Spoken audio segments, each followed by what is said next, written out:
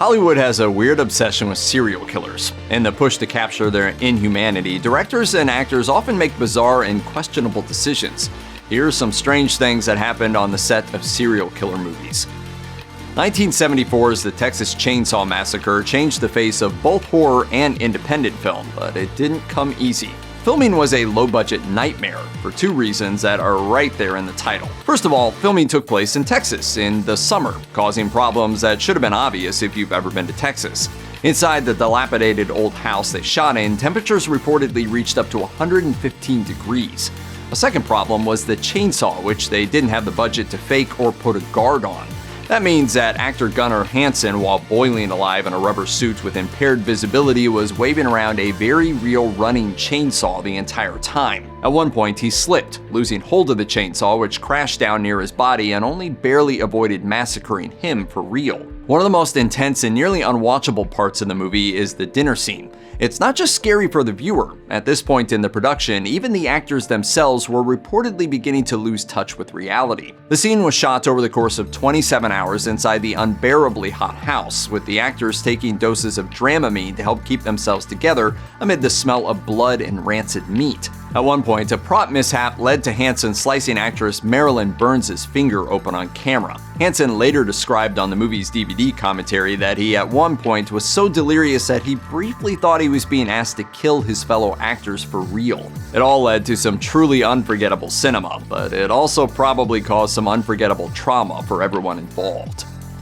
David Fincher is a notoriously difficult director to work with, and while filming 2007's critically acclaimed serial killer flick Zodiac, he pushed his actors to new extremes, averaging a mind-boggling 70 takes per scene, as reported by the New York Times. With all that footage to work with, he then pushed actors like Jake Gyllenhaal to their breaking points by doing things like deleting their last 10 takes right in front of them with just the push of a button, since the movie was being shot digitally. Fincher told The Times, "I hate earnestness in performance. Usually by take 17, the earnestness is gone. When you go to your job, is it supposed to be fun, or are you supposed to get stuff done?" Robert Downey Jr. reportedly reached such extreme levels of passive aggressiveness that he even left jars of his own urine around the set, Howard Hughes style, in protest over long working days, according to the Chicago Tribune.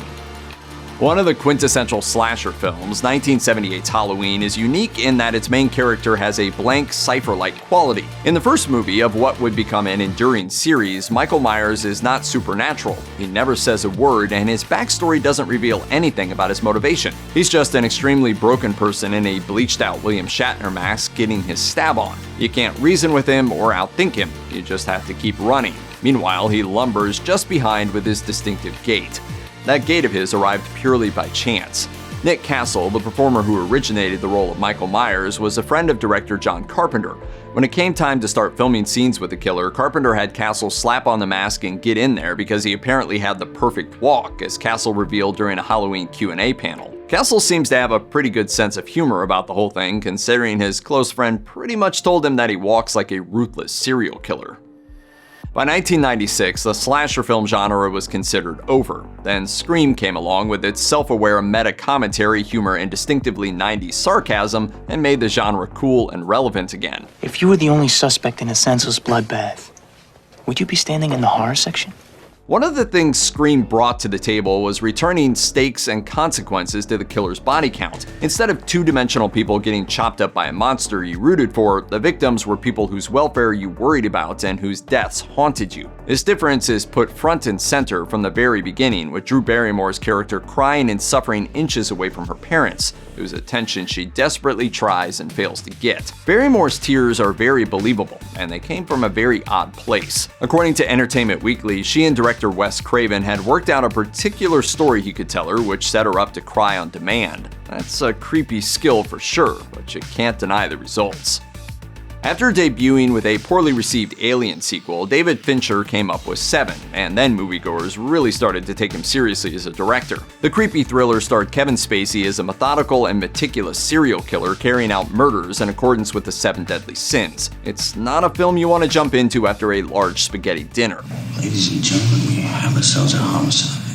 It had its own particular mishaps on set. While filming a chase scene, Brad Pitt slipped on the hood of a car and smashed his arm through its windshield.